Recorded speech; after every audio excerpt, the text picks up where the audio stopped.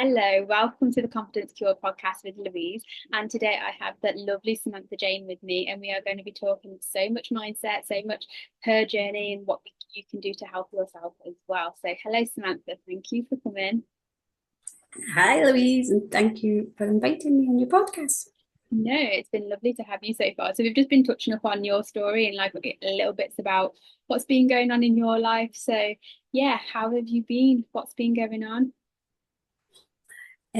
So I'll tell you a tiny wee bit about me, so that you know who I am. So yeah, I am Samantha Jane, and I am a coach and also the creator of the Habits of Happiness, um, which is a wellbeing program that helps to.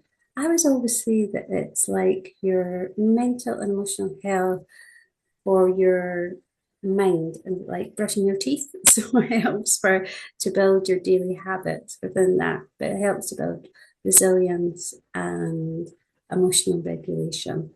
And I'm also a business coach. And believe it or not, that's called the Habits of a Happy Business too, and helping women to build a business without stress and on their terms. And the reason I'm telling you a little bit about myself, because really all of these businesses started because of my journey to what my health and well-being.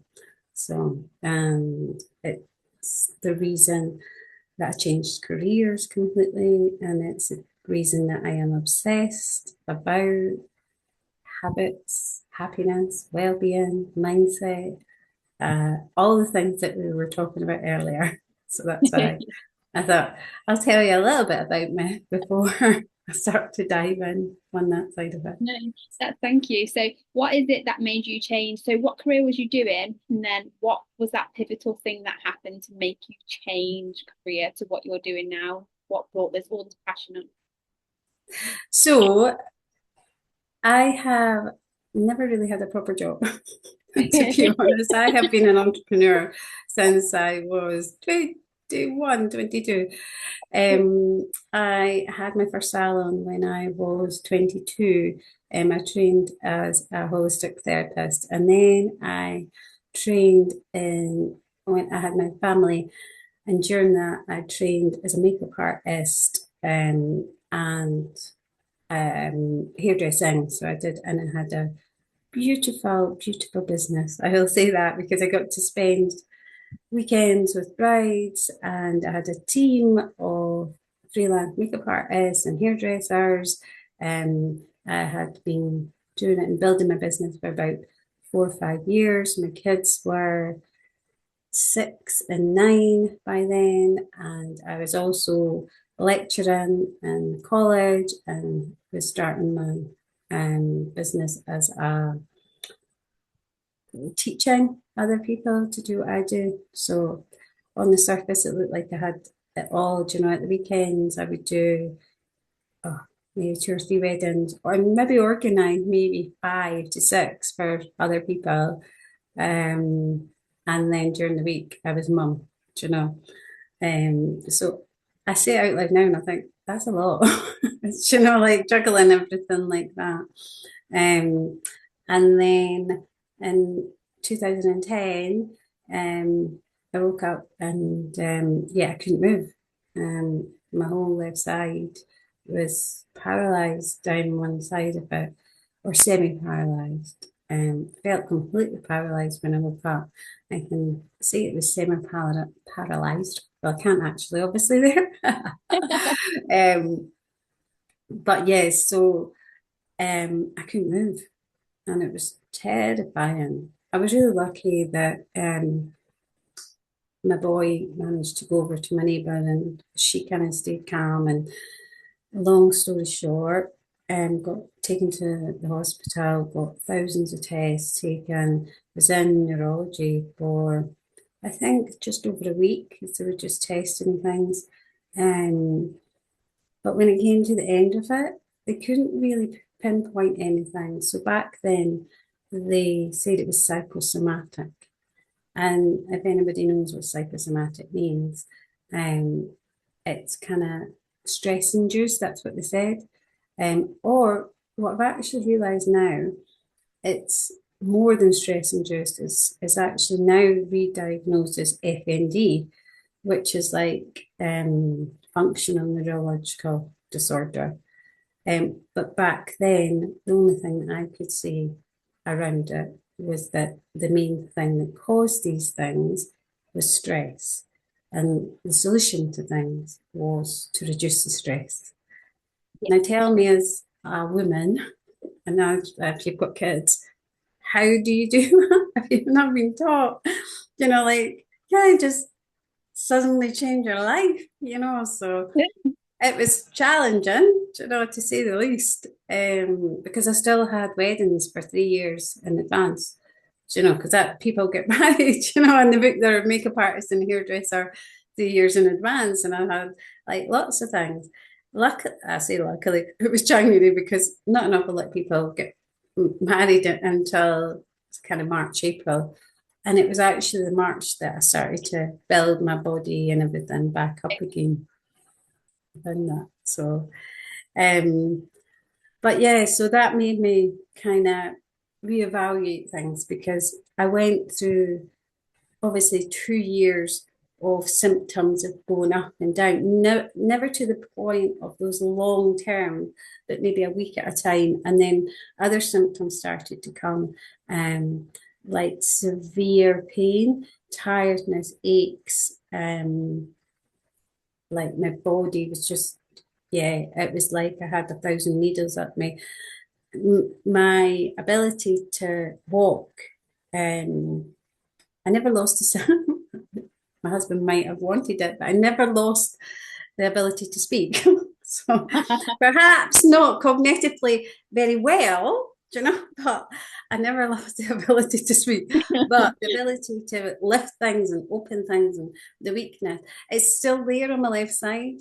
But like I wouldn't notice it to the point on unless I was trying to open something now or to that. But so all of that kind of got back to me being able to get my life kind of back together again. But every single time I would end up having another period of not being able to walk, even if it was 2 or 3 days or whatever. So because it was psychosomatic, the only thing that I could give up was my work because I couldn't give up my husband or my kids. Well, I could have maybe, but because as I said, it was stress, and I was fortunate at that time, or we were, that we could manage. Yeah. It was struggle, but we could manage without me taking on the whole, like Yeah. reducing, and eventually, um, in 2012, 13, I shut my business down. Um, but that actually just caused me to spiral into depression. Um, and none of the symptoms changed at all. In fact, I think they actually got worse, um, because I wasn't actually at the root of what was causing it. Yeah. Um, I was just, I felt as if I was lost. Then my purpose was gone. And I had to have times where I couldn't get out of my bed. So I felt like a crap mum, a rubbish wife. And towards the end, like towards 2014, 15. So I had like 2 years of just kind of feeling as if I was just wearing this mask, like, because I felt like I couldn't tell anybody because they're invisible diseases or, mental health, as well Yeah. as like what was wrong with me. I brought that on, but I was still having it. So my mind was just evil to me. My mindset was just so cruel. I just couldn't escape it. And I remember one time, like, well, very many times I felt like just running away, but definitely ending it. But obviously, I, I had my family and they were so more important to me. But I Yeah. remember one day like saying, I don't know if anybody's spiritual or whatever, but I wasn't. But I remember saying, there has to be another way. I wasn't put on this earth to live like this, to be in this cycle of pain and suffering and just feeling as if every day I wasn't good enough, that I couldn't do anything, that, like I was rubbish. And then I felt like I was on a roller coaster. I felt like I was roller coaster in my life where I would be like 100 miles an hour, because I did get my health back to points, because I would climb Ben Nevis, but then I would crash, Okay. and I would crash hard, and then I would like, right, okay, I'm going to like go and get another job or do something else or learn something new or do something, Like getting do like something new. a dopamine fix, a temporary purpose, and then you'd drop And after that. then Yeah. right back down. And then, I, it was like as if I'd hit that rock bottom and then something changed in me. Um, and everything changed for me then, because I kind of discovered through, actually, it was my husband. Um, he had trained years, and he's always been there in the background trying to help me, but it was my husband, so I didn't listen to him. Even the year before, I know, poor man. Even the year before that, it's so strange. The year before I actually crashed, he gave me a book called Heart Maths, and it's a thing that I love and breathe and do everything. He gave me it to read, to like say. But anyway, so he had also trained. He through a career break, he trained in hypnotherapy and NLP to do sports coaching, but he never took it on. But anyway, he got into self development and the mind, and so then I got into learning around the mind, and at the same time, this book had came about. Well, actually, it'd probably been around for years, but The Secret. Yeah. Yeah. And that combination was like a catalyst for me. Of I'd learned about the subconscious mind because I'd just started to do my hypnotherapy and NLP. And then at the same time, I was learning around The Secret, which is like you create your own reality, and everything that's in your reality is actually your responsibility. And that actually gave me this whole sense of hope, and a bit scary at the beginning that, oh my God, I kind of think of negative thought in my life because I'm just creating negativity. But it actually gave me this really strong feeling that I have my life in my own hand. I am responsible for everything. And so then my brain just went into overdrive, and I ended up going down massive rabbit holes of everything to do with the mind body connection and stress and psychosomatic and um, like the biology, like just continued reading, searching, learning all about this mind body connection, emotions, and how your body can actually either heal itself or destroy itself and cause it to go into dis-ease or Yeah. wellness. And then it became my life's work, to be honest.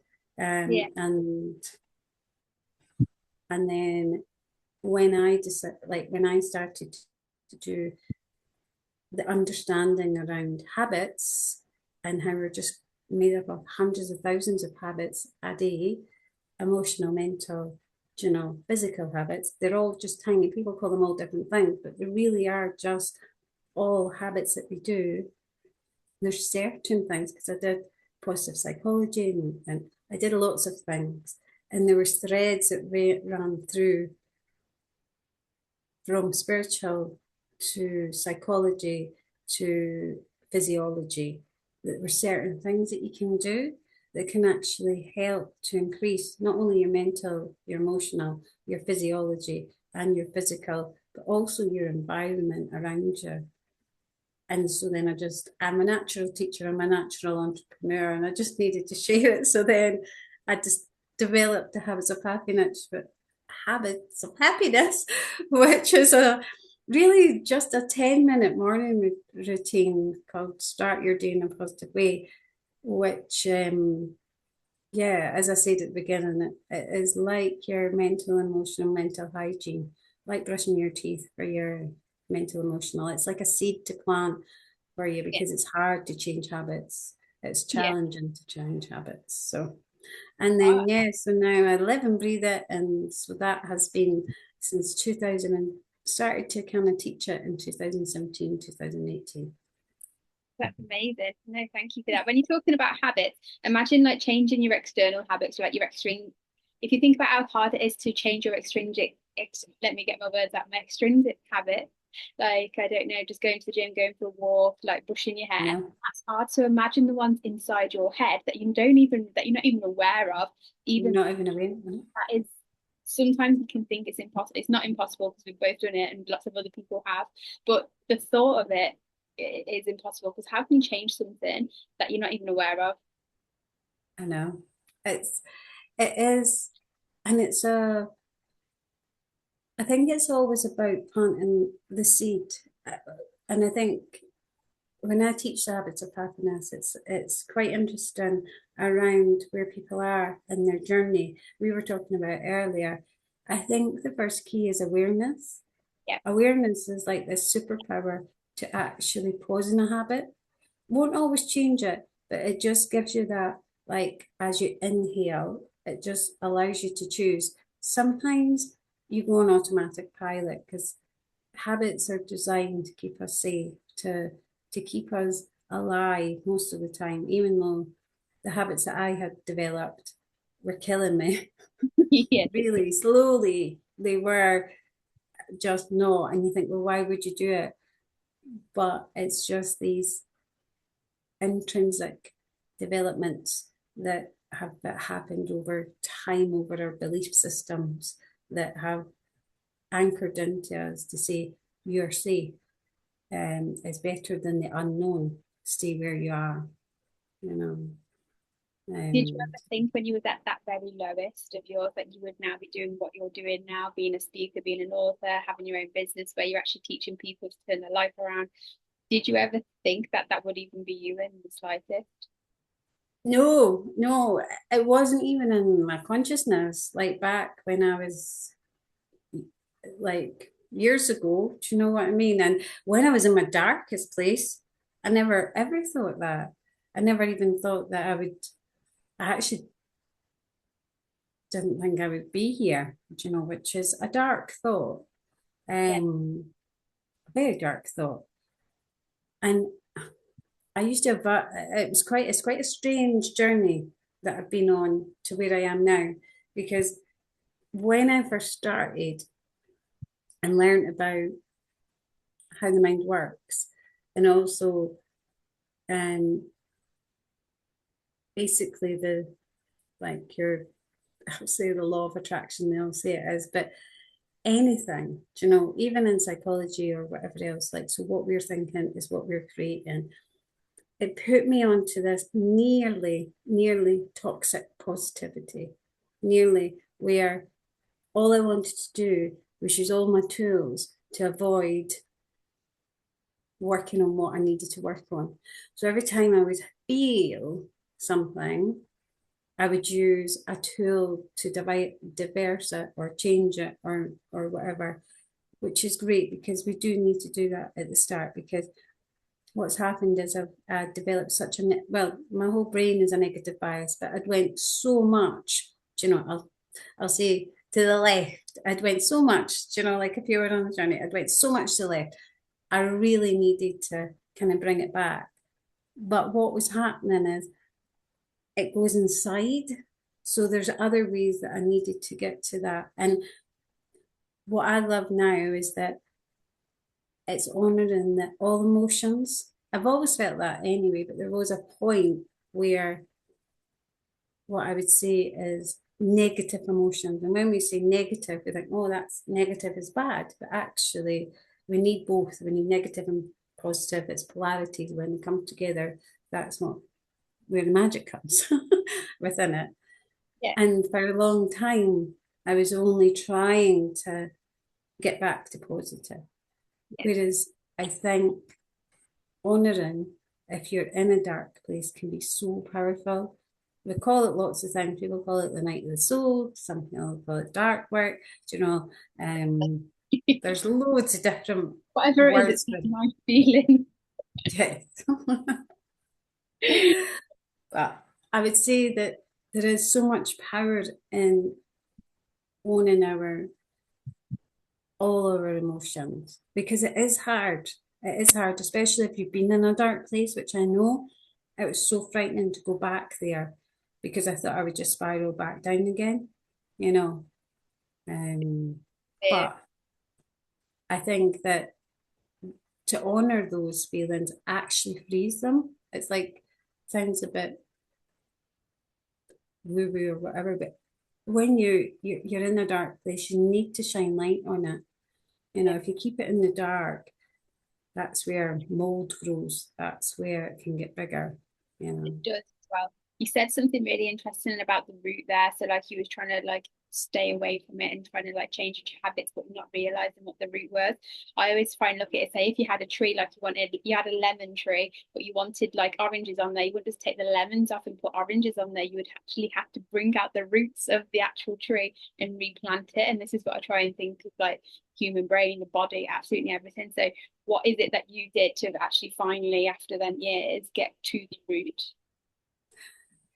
So I wish there was one thing. One thing is the habits of happiness, and I will say that because it's something that I've done every single day, and consistency is key. Great. That's Yeah. what you live and breathe. Everybody says it, and it is. It's consistency is key. So even when I've had rubbish days, I still do my morning routine because what my morning routine does, even if I can't, because my physical health or whatever else, or I don't know, timing or whatever, but for me, my morning routine and whatever you find, I'm not, hi, come along and do the morning routine. But for me, my morning routine sets me in my 7 steps that actually has this ability to recalibrate wherever I am because it allows me to decide how I want my day to start. And it anchors in emotions, feelings, and it allows me to be present. So, but it's that's the thing that I do daily, and that's the thing that's been there. But we're so multifaceted that there isn't one thing that I kind of did because there's lots of people, there's lots of courses, there's lots of things that I learned along the way. But one thing that I have developed is intuition along the Yeah. way, is that I'd lost. That was the one thing You that, lost it. Does that mean you already had it, but you just didn't know when you say you yeah. lost? Well, I was always intuitive, Yeah. and even as a child, I was intuitive. Yeah. Um, and somewhere along the line, I did get lost. You Yeah. know, I lost myself. I Yeah. lost the connection. I remember being 10 and being on a bus and thinking to myself, I'm going to remember this. Like being out at 40, and just other connections to things and knowing and trusting myself and feelings, like what felt right and what didn't feel right.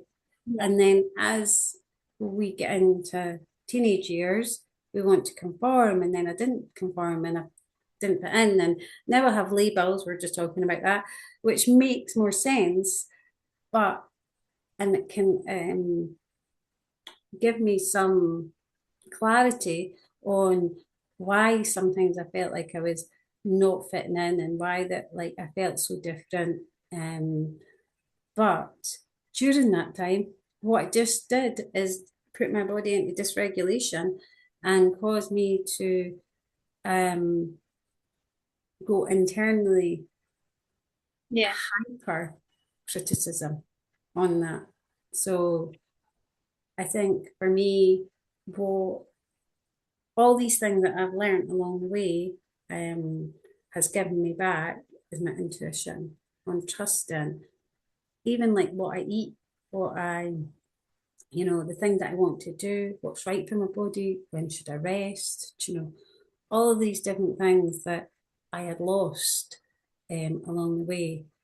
Um, because I think that was one of the key things that when you're in a dark place, your your intuition is gone, and you're looking outside yourself for things to help you, to keep you up, Yeah. basically anything, a lifeline on that side of it. So yeah, for me, that's one of the big things. The other thing is, I suppose one of the big things that really helped me was mindfulness, actually. Um, and the reason being is it was the first thing that calmed my brain down. And we were talking about this earlier, like both of us being neurospicy, I'll say. Brain can be a little bit fast, do you know? And that can be good in certain ways because it can get lots of things done, but it can be really fast if you're negative. So then, if it's really fast and it's negative, then the speed of the negativity is so super. It's like supercharged. Raining as well. Yeah, it's just so draining. So mindfulness really showed me practical tools on how to be present. Um, yeah. What's your definition of mindfulness? Because in social media now, mindfulness word is just thrown around like we don't know what. So what's your definition of mindfulness? If anyone's listening to this and they're just like, oh yeah, I do that. We all know his idea of mindfulness is.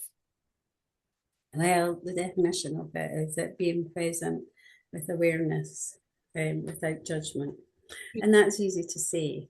But what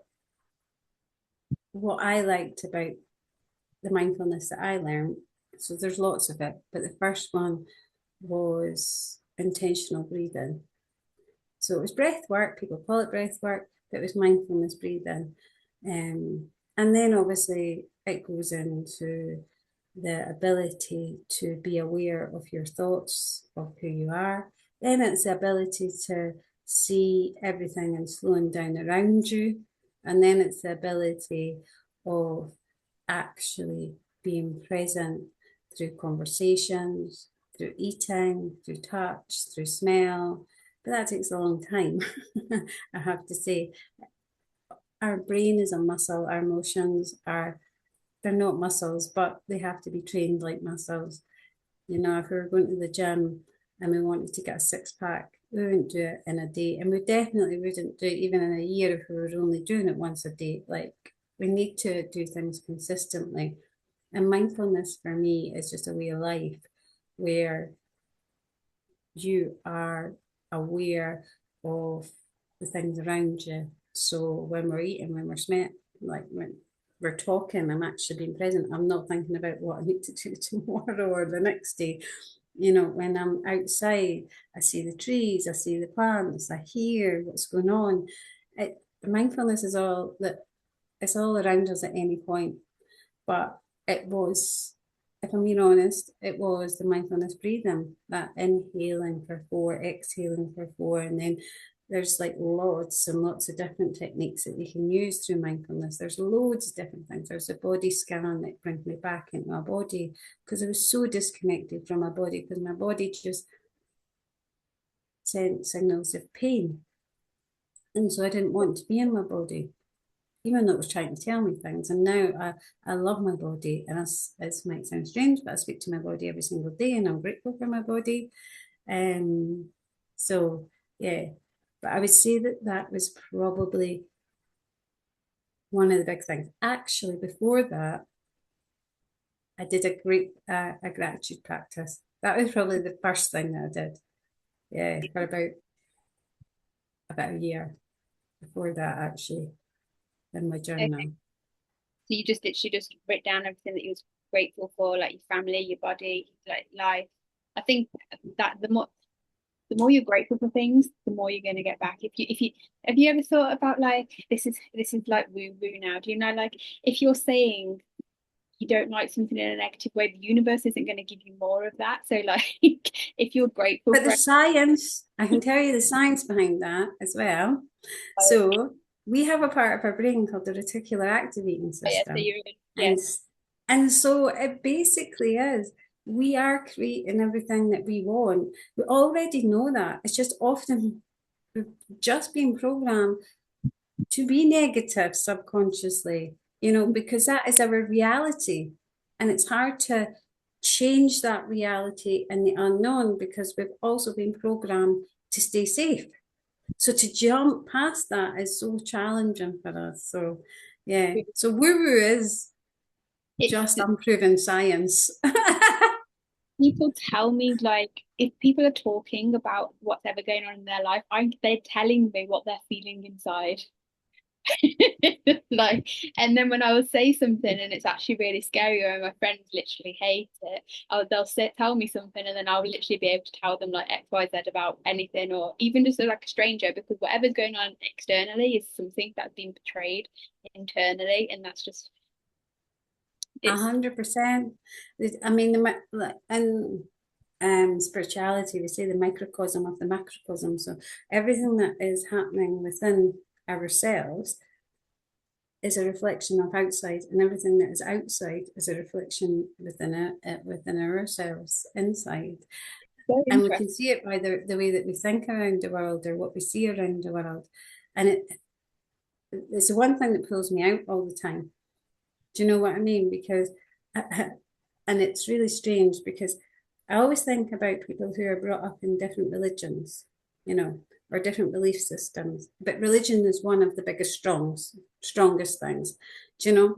And so if I was brought up in a different belief system, like I wouldn't eat pork, do you know, just wouldn't. But now, Yeah, do you know, but because I haven't, I do.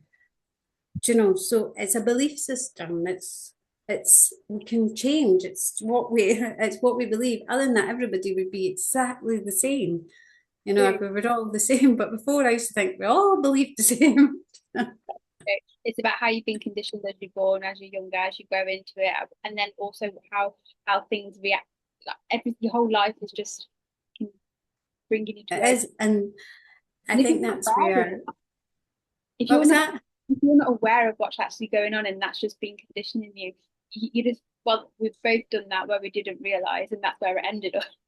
But like, Yeah, apparently, people actually go like that for their whole entire life, just being the conditioned, whole. their authentic self, not doing anything like to bring them back to themselves as such. Like, I don't know. It is, and I think even on the simplistic, like without even being motivated or like wanting to change massive things, which I am so an inspirational, but even just having this awareness to bring your regulation, like we have our emotional regulation and we also, yeah, like have our thoughts and our feelings.